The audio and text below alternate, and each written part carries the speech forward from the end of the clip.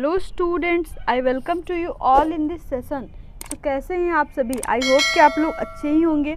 आज हम लोग पढ़ने जा रहे हैं क्लास 7th का चैप्टर द 3 क्वेश्चन का पार्ट 1। इससे पहले कि अपने इस वीडियो को स्टार्ट करें, एक बार साथ में कहते हैं इंग्लिश दुनिया में आए हैं तो कुछ सीख के जाना है। बाहरी दुनिया में अगर आपको सफलता पाना है, ज़्यादा से ज़्यादा मात्रा में वीडियो को शेयर करिए अपने दोस्तों तक, और सभी लोग जल्दी से लाइक कर दीजिए वीडियो को, और चैनल को सब्सक्राइब करिए अगर आप चैनल पर नए हैं। बेल आइकन को प्रेस कर दीजिए ताकि आने वाले वीडियोस के नोटिफिकेशन आप सभी तक पहुंचते रहें। चलिए स्टार्ट करते हैं, और इस चैप्टर को हम लाइन बाय लाइन पूरा चैप्टर पढ़ेंगे और लाइन बाय लाइन हिंदी में समझेंगे, ठीक है? चलिए स्टार्ट करते हैं। A king has 3 question and he is seeking answer to them. एक राजा था, उसके पास 3 सवाल थे। उसको लगता था कि अगर इन सवालों के जवाब मिल जाएंगे उसको, तो वो बहुत अच्छे से ही अपना रूल कर पाएगा। What are the questions? अब उसके ये कौन से क्वेश्चंस थे? Does the king get what he wants? और क्या राजा को उसके आंसर मिले जो वो चाहता था? तो चलिए देखते हैं इसी को और पढ़ते हैं। पार्ट 1 है ये। The thought came to a certain king that he would never fail if he knew 3 things. एक राजा था, वो सोचता था कि अगर वो 3 चीज़ें जान जाएगा, यानी कि 3 क्वेश्चंस के उसको अगर आंसर मिल जाएंगे तो वो जो भी करेगा सारे कामों को अच्छे से कर लेगा, कभी वो फेल नहीं होगा अपने कामों में, असफल नहीं होगा। These 3 things were, अब वो 3 क्वेश्चंस क्या थे? What is the right time to begin something? पहला क्वेश्चन था कि किसी भी काम को करने के लिए सही समय क्या होता है। आप कोई काम करते हो तो उसके लिए एक सर्टेन टाइम होता है, उस टाइम पे उस काम को करते हो, है ना? तो वही उसका क्वेश्चन था कि किसी भी काम को करने के लिए सर्टेन टाइम क्या होता है। ये हम लोग डिसाइड कर लेते हैं, ये खाना खाने के लिए सही समय, ये पानी पीने के लिए सही समय, लेकिन क्या गारंटी है कि आपने जो टाइम डिसाइड किया हुआ है वो सही है? कौन ये निर्धारित करेगा, है ना? तो कोई हो जो उसको बताए और प्रूफ करे कि सर्टेन टाइम क्या है किसी भी काम को करने के लिए। नेक्स्ट क्वेश्चन क्या है? Which people should he listen to? किन लोगों की बातें उसको सुननी चाहिए, है ना? हम लोग, बहुत से लोग बोलते रहते हैं, हमें सबकी बातें तो नहीं सुनते, हम कुछ ही लोगों की बातें सुनते हैं। तो कौन से ऐसे लोग हैं जिनकी बातें हमें माननी चाहिए, सुननी चाहिए, जिनके सजेशंस हमें लेने चाहिए? What is the most important thing for him to do? और सबसे इम्पॉर्टेंट चीज़ क्या है जो उसे करनी चाहिए? ये 3 क्वेश्चन राजा के पास थे। अब इन 3 क्वेश्चंस को ढूंढने के लिए वो क्या करता है? The king therefore sent messengers throughout his kingdom. अपने राजदूत जो थे, मैसेंजर्स जो थे, है ना, संदेशवाहक जिनको कहते हैं, उनको पूरे किंगडम में भेजता है। Promising a large sum of the money to anyone who would answer these 3 question. और क्या कहता है कि जो भी इन क्वेश्चंस के आंसर देगा, राजा उनको बहुत सारा पैसा देगा। Many wise men came to the king. बहुत सारे बुद्धिमान लोग आते हैं राजा के पास, but they all answered his question differently. लेकिन सबके जवाब बिल्कुल अलग अलग होते हैं। राजा को किसी का जवाब समझ में नहीं आता है। In reply to the first question, some said, कुछ लोग पहले क्वेश्चन के उत्तर में क्या कहते हैं? King must prepare a timetable. राजा को एक टाइम टेबल बना लेना चाहिए और उस टाइम टेबल के हिसाब से अपने काम को करना चाहिए। लेकिन फिर वही बात आती है कि टाइम टेबल राजा अपने हिसाब से अगर डिसाइड कर लेगा तो क्या गारंटी है उस टाइम टेबल में लिखा हुआ जो समय है वो सही होगा उस काम को करने के लिए, है ना? इस चीज़ की तो कोई गारंटी नहीं। कोई भगवान आके तो नहीं कह रहे कि ये सही समय है।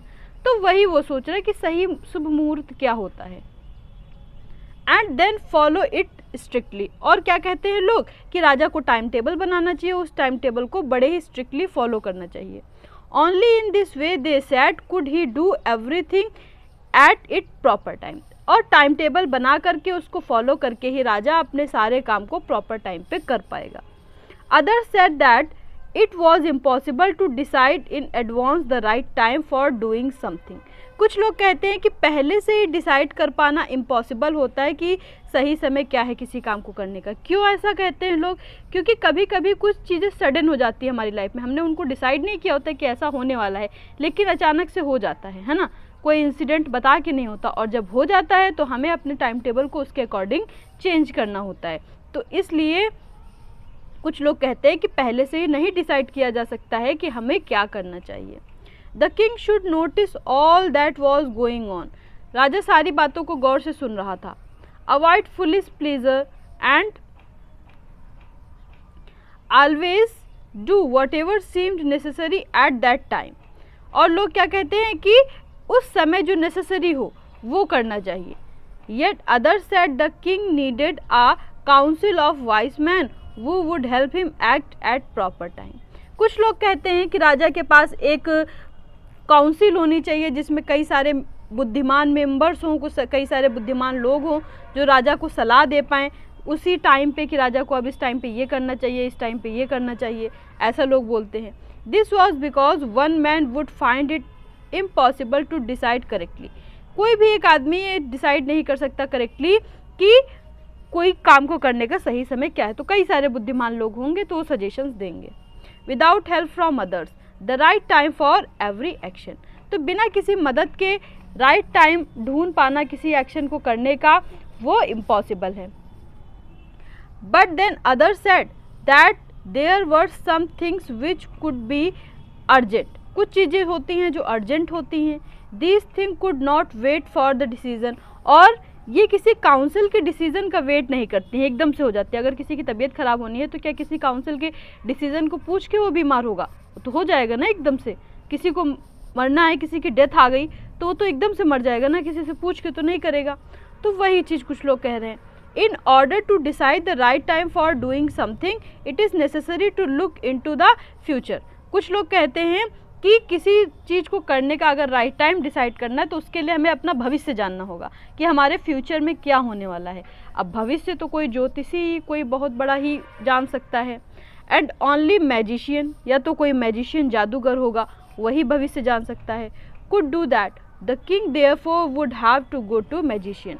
तो कुछ लोग सजेशन देते हैं कि राजा को किसी मैजिशियन के पास, किसी जादूगर के पास या किसी ज्योतिष के पास जाना चाहिए जो उनको उनके फ्यूचर में होने वाली घटनाओं को बता सके और राजा उस हिसाब से अपना टाइम टेबल डिसाइड कर सके। समझ में आ रहा है ना आप लोग को?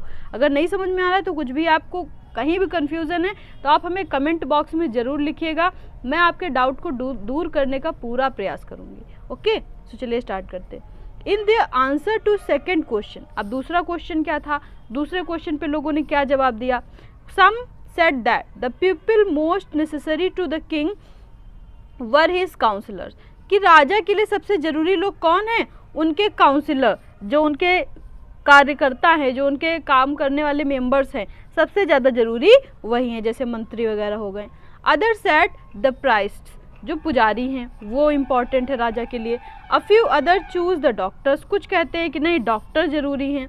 And yet other said that his soldiers were the most necessary, कुछ कहते हैं राजा के लिए उनके सिपाही सबसे ज़्यादा ज़रूरी हैं। To the third question, some said science, other choose fighting and yet other religious worship. कुछ कहते हैं राजा को क्या करना चाहिए? साइंस के फील्ड में काम करना चाहिए, कुछ कहते हैं राजा को युद्ध करना चाहिए, कुछ कहते हैं राजा को धार्मिक धर्म के काम करने चाहिए, पूजा पाठ करना चाहिए। तो तीनों ही क्वेश्चंस को लेके लोगों के अलग अलग जवाब हैं, किसी जवाब से राजा सेटिस्फाइड नहीं है। As the answers to his question were so different, काफ़ी डिफरेंट क्वेश्चंस के आंसर हैं। The king was not satisfied and gave no reward. राजा किसी भी क्वेश्चन के आंसर से सेटिस्फाइड नहीं होता है और वो किसी को कोई रिवॉर्ड नहीं देता है। Instead he decided to seek the advice of a certain hermit. अब वो सोचता है कि किसी हर्मिट यानी कि किसी साधु से सजेशन लिया जाए, शायद वो जो साधु हो वो ज़्यादा बेहतर तरीके से इनको इस क्वेश्चन के आंसर दे पाए। वो was widely known for his wisdom, जो कि अपने बुद्धिमानी के लिए जाना जाता है। The hermit lived in a would, would means what is the means of would? आप कहेंगे लकड़ी, नहीं, यहाँ पे वुड मीन्स लकड़ी नहीं। कोई हर्मिट जो होता है लकड़ी में नहीं रहता, ठीक है। यहाँ पे वुड मीन्स होता है फॉरेस्ट, जंगल, है ना। कहाँ? फॉरेस्ट में, तो वो रहता है फॉरेस्ट में, है ना। एक मिनट, कहाँ गया? हाँ, विच ही नेवर लेफ्ट। और जो हर्मिट है वो हमेशा उसी जंगल में रहता है, उसको वो कभी नहीं छोड़ता, कभी उसको छोड़ के कहीं नहीं जाता है। He saw no one but simple people, और वो किसी भी राजा वाजा से मिलता भी नहीं है, वो सिर्फ जो साधारण लोग होते हैं उन्हीं से मिलता है। And so the king put on ordinary clothes, इस वजह से राजा को साधारण कपड़े पहन करके उससे मिलने के लिए जाना होता है। अपने जो भी राजाओं वाले जो क्लॉथ्स होते हैं उनको उतारना होता है और साधारण कपड़े पहनने होते हैं। Before he reached the hermit hut the king left his horse with his bodyguard. अब क्योंकि राजा हैं तो राजा के साथ उनके सैनिक भी चलेंगे, बॉडीगार्ड भी चलेंगे, और कोई साधारण आदमी के साथ कोई बॉडीगार्ड तो चलता नहीं है, इसलिए राजा को अपना घोड़ा और अपने बॉडीगार्ड्स को भी वहाँ बाहर छोड़ना पड़ा उस साधु के पास जाने से पहले, नहीं तो साधु जान जाता कि ये कोई राजा हैं। एंड वेंट ऑन अलोन, और फिर राजा वहाँ अकेले ही जाते हैं। As the king came near the hermit, जैसे ही उस हर्मिट की हट के पास पहुँचते हैं, he saw the hermit digging the ground in front of his हट। तो उन्होंने देखा कि जो हर्मिट है, डिगिंग मीन्स होता है खोदना, वो गड्ढा खोद रहा है। कहाँ पे? अपनी बिल्कुल हट के सामने वो एक गड्ढा खोदने में लगा पड़ा है। ही greeted the king and continued digging, उसने राजा से नमस्कार किया, ग्रीट किया, उसके बाद फिर वो अपना काम करने लगा, फिर से वो गड्ढा खोदने लगा। The hermit was old and weak, वो काफ़ी बूढ़ा भी था और कमज़ोर भी था। And as he worked he breathe heavily, अब जैसे जैसे वो काम कर रहा था तो वो बहुत ज़ोर ज़ोर से सांसें ले रहा था, क्योंकि वो कमज़ोर है और बूढ़ा है तो इतना हार्ड वर्क वो नहीं कर पा रहा था। The king went up to the hermit and said, I have come to you wise hermit to ask you to answer 3 question. तो राजा उसके पास जाते हैं और उस हर्मिट से कहते हैं कि मैं आपके पास इसलिए आया हूँ ताकि, हे बुद्धिमान साधु, ताकि मैं आपसे अपने 3 क्वेश्चंस के आंसर पा सकूँ। मेरे 3 क्वेश्चन हैं, आप उनके आंसर मुझे दे दीजिए। How can I learn to do the right thing at the right time. तो राजा कहते हैं पहला क्वेश्चन ये है कि मुझे कैसे पता चलेगा कि किसी काम को करने के लिए सही समय क्या है। Who are the people I need most, और मेरे लिए सबसे ज़्यादा ज़रूरी लोग कौन हैं। And what affairs are the most important, और मेरे लिए सबसे ज़्यादा ज़रूरी काम क्या है। अब ये 3 क्वेश्चंस राजा उस हर्मिट से पूछते हैं। The hermit listen to the king but did not speak, hermit राजा की बातें सुनता है लेकिन कोई भी आंसर नहीं देता है, वो चुप रहता है। ही वेंट ऑन डिगिंग, और अपना गड्ढा खोदने में बिजी है। You are tired said the king, राजा कहते तुम थक गए हो। Let me take the spade and work in your place, लाओ ये फावड़ा मुझे दे दो, जिससे वो गड्ढा खोद रहा था, और कहने लगे कि ये मैं खोद देता हूँ, आप जाकर के आराम कर लो। Thanks said the hermit, hermit धन्यवाद कहता है। Giving the king his spade, और अपना वो फावड़ा जो है राजा को दे देता है। Then he sat down on the ground, उसके बाद जाकर के ज़मीन पे बैठ जाता है। ये देखिए, ये हर्मिट है, ये किंग है, और ये गड्ढा खोद रहा है ना। When the king had dug 2 bits, he stopped and repeated his question. अब जब थोड़ी दूरी तक हर्मिट जो राजा हैं वो गड्ढे को खोद लेते हैं, तो उसके बाद फिर वो रुक जाते हैं और फिर अपने क्वेश्चंस को रिपीट करते हैं। The hermit gave no answer, लेकिन फिर भी वो साधु कोई आंसर नहीं देता है। But stood up stretching out his hand for the spade and said, now you rest and let me work. लेकिन उठता है, साधु उठता है और उठ के खड़ा होता है और राजा से वो स्पेड ले लेता है, फावड़ा ले लेता है और कहता है कि अब आप रेस्ट करो, अब मैं गड्ढा खोदता हूँ। But the king did not give him the spade and continue to dig, लेकिन राजा उसको वो फावड़ा नहीं देते हैं और खुद ही गड्ढा खोदने में फिर से लग जाते हैं। 1 hour passed, 1 घंटा बीत जाता है। देन अनदर, फिर दूसरा घंटा बीत जाता है। The sun went down behind the trees, सूर्य भी अब डूबने लगा है, पेड़ों के पीछे छिपने लगा है। And at last the king stuck the spade in to the ground and said, I came to you wise man for answer to my question.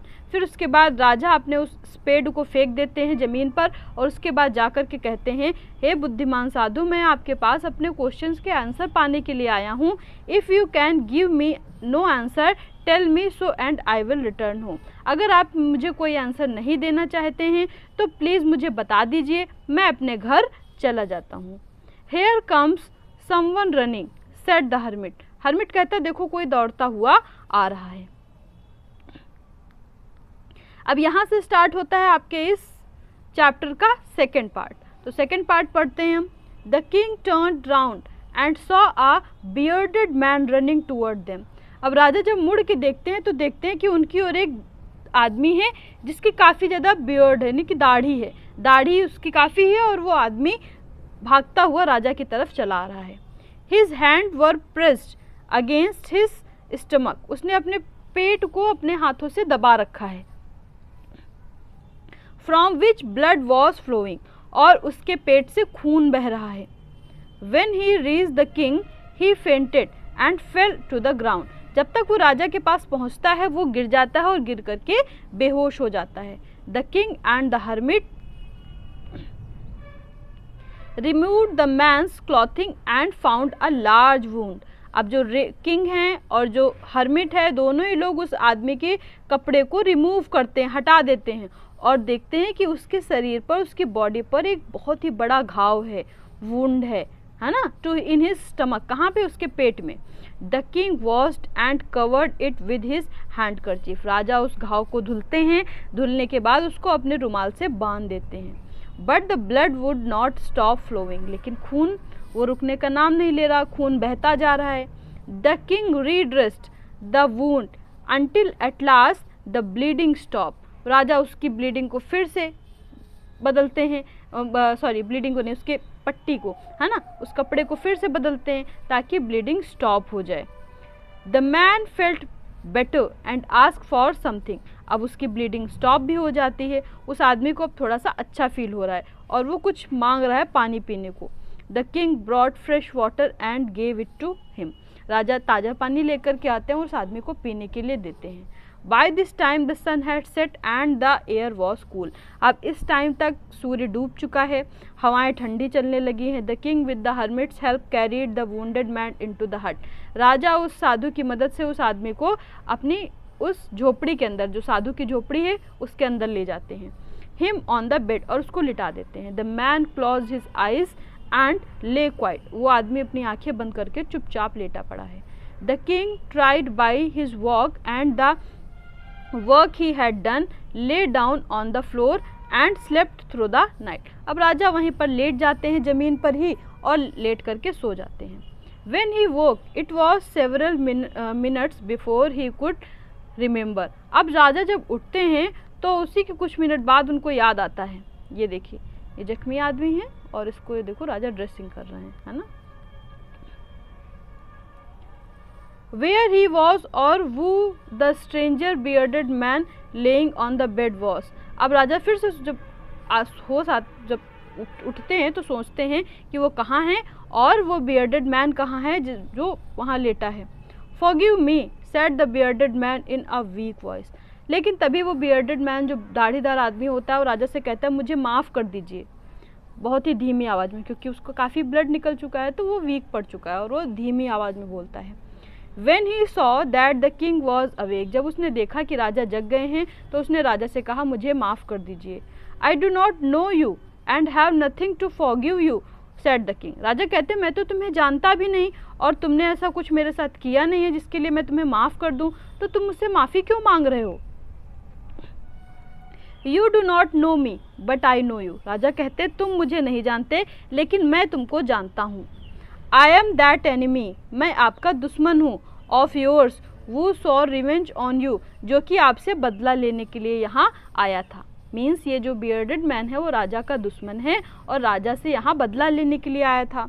Because you put my brother to death and seized my property, और किस चीज़ का बदला लेने के लिए आया था, क्योंकि राजा जो हैं उन्होंने युद्ध में उसके भाई को मार दिया था और उसकी सारी प्रॉपर्टी को सीज कर दिया था, इसलिए वो बदला लेने के लिए आया है।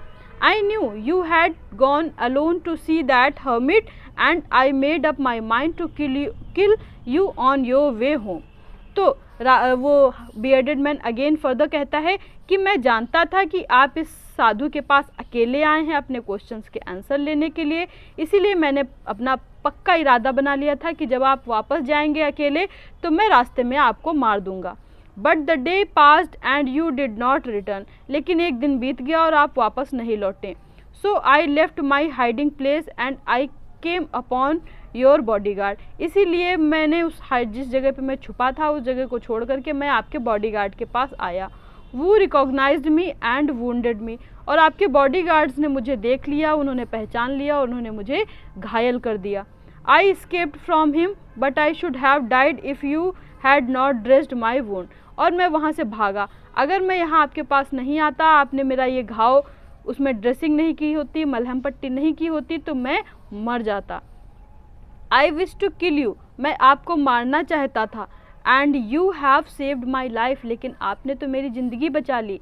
Now if I live I will serve you as your most faithful servant, लेकिन अब मैं जब तक जिंदा रहूँगा तब तक आपके एक बहुत ही विश्वसनीय सर्वेंट, सेवक के रूप में आपकी सेवा करूँगा। And will order my son to do same for you me, और अपने बेटे को भी मैं आदेश दे दूँगा कि वो सभी आपकी सेवा करें और आप मुझे माफ़ कर दीजिए। The king was very happy to have made peace with his enemy so easily. राजा बहुत खुश हो जाते हैं कि उनका जो एनिमी है वो इनके साथ अब दोस्ती कर रहा है इतनी easily. And to have won him over as a friend, और उसको एक दोस्त के रूप में राजा ने अपने दोस्त या एनिमी को अपने दोस्त के रूप में जीत लिया है, इसलिए राजा बहुत खुश हैं। He not only forgave him but said he would send his servant and his own doctor to look after him.